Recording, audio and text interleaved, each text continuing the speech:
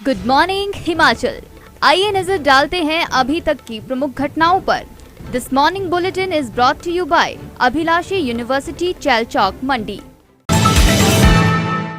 लाहौर में फंसे लोग किए एयरलिफ्ट, मुख्यमंत्री ने हवाई रेकी से लिया प्रभावित क्षेत्रों का जायजा।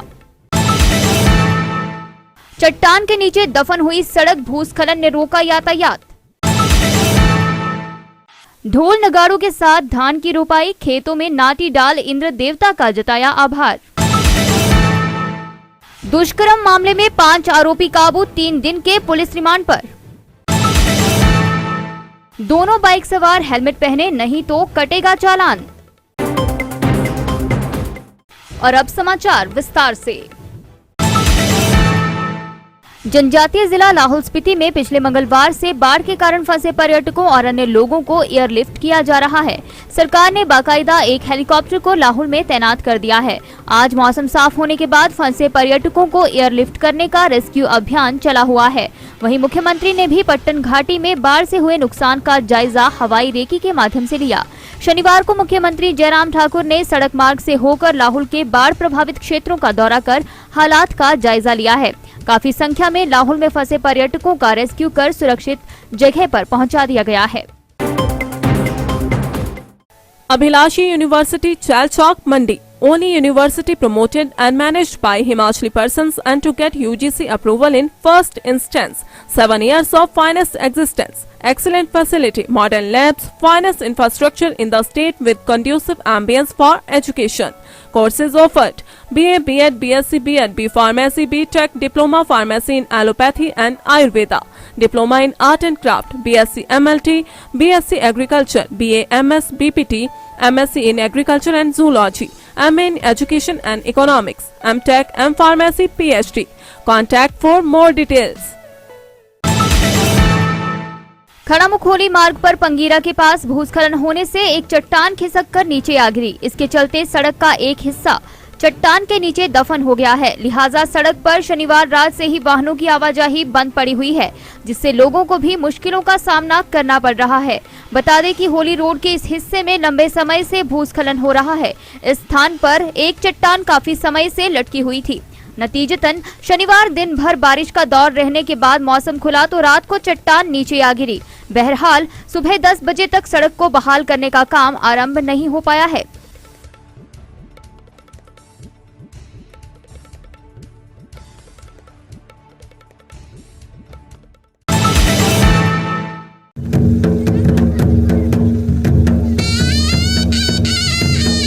धान की रोपाई ढोल नगाड़ा व शहनाई से खुशी मनाते हुए नहीं सुना है, तो हम आपको बताते हैं कि करसोग क्षेत्र में आज भी दशकों से चली आ रही परंपरा को निभाते हुए स्थानीय किसान खेतों में फसल लगाते हुए संगीत लहरियों के साथ जश्न भी मनाते हैं व सामूहिक तौर पर खेतों में पहाड़ी नाटी भी डालकर इंद्र देवता का आभार जताया जाता है। उपमंडल करसोग में फसलों का जीवन लगभग पूरी तरह इंद्र देवता के रहमो करम पर टिका रहता है। यदि उचित वर्षा हो जाए तो सोना उगलने वाली जमीन किसानों के लिए जेब भरने का काम करती है। अब जब अच्छी बारिश हुई है तो खेतों का गला तर होने पर किसान महिलाएं धान रोपाई के लिए खेतों में उतर चुकी हैं। वर्षा के बाद ना जी धान रोपाई हो रही है, ढोल नगाड़े के साथ हो रही है और महिलाएं जो हैं जहाँ धान लगा रही हैं वहीं ढोल भी बज रहा है, नगाड़ा भी बज रहा है। तो इसमें क्या महत्व है और कितनी खुशी है आज? खुशी तो बहुत है इसमें, क्योंकि हमारे लिए यहाँ पे एक तो पानी की सुविधा कोई नहीं थी, बारिश की वजह से लगाया जा रहा है ये। अच्छा, हाँ जी। तो हर बार जो है वो ढोल नगाड़े से लगाए? हर बार, ये पहले से है, पारंपरिक परंपरा है पीछे से। तो आप भी धान लगाते हो? हाँ जी। चलो धन्यवाद। ये धान की रोपाई जो है आज समूहिक महिलाएं जो हैं वो कर रही हैं, तो आप बताएं ये ढोल नगाड़े के साथ कर रही हैं, इसका क्या महत्व है? ये पहले से ही पारंपरिक परंपरा है और हम पहले से निभाते आ रहे हैं। अब तो बहुत सालों होगी, बहुत सालों से नहीं, हमने अब शौक के तौर पे ही हमने खुशी के लिए जो है। खुशी के लिए। तो ये जो पिछले कुछ दिनों से बारिश हुई है इससे इसका भी लाभ मिला है? हाँ जी, बारिश का ही लाभ है, वरना हमारे लिए तो कोई पानी की सुविधा ही नहीं है। बारिश से ये रोपाई, जो बारिश का पानी है उसी भी है। हाँ जी, उसी से। आप भी बोलें कुछ? पांवटा साहिब में एक बच्चे के साथ दुष्कर्म के मामले में पुलिस द्वारा पकड़े गए 5 आरोपियों को अदालत में पेश किया, जहां अदालत ने 5 आरोपियों को 3 दिन के पुलिस रिमांड पर भेज दिया है। बता दें कि पिछले शुक्रवार को 13 वर्षीय बच्चे के परिजनों ने पुलिस में शिकायत दी है कि बच्चे के साथ सब्जी मंडी परिसर में 9 व्यक्तियों ने दुष्कर्म किया है। शर्मसार करने वाली घटना का खुलासा तब हुआ जब बच्चे ने परिजनों को आपबीती सुनाई। इस दौरान पुलिस ने तुरंत कार्रवाई करते हुए आरोपियों को गिरफ्तार कर लिया था। दुष्कर्म का पुलिस स्टेशन पांवटा के अंतर्गत पिछले कल एक नाबालिग बच्चे ने कंप्लेंट दर्ज करवाई है, जो कि चाइल्ड लाइन के माध्यम से हुई है, और उसमें उसने दुष्कर्म करने के आरोप कुछ मुकदमे लगाए थे, जिसमें स्थानीय पुलिस ने कार्रवाई करते हुए 4 लोगों को हिरासत में लिया है और अन्य लोग जो उसमें संलिप्त हैं उनके लिए धरपकड़ उनकी जारी है, और बच्चे की स्टेटमेंट के आधार पर हम फर्दर कार्रवाई अमल में इसमें लाए। पंचरुखी आना हो तो वाहन चालक यातायात नियमों का पालन जरूर करें। खासकर 2 पहिया चालक व सवारी दोनों हेलमेट पहने, नहीं तो ऐसे चालकों के चालान काटे जाएंगे।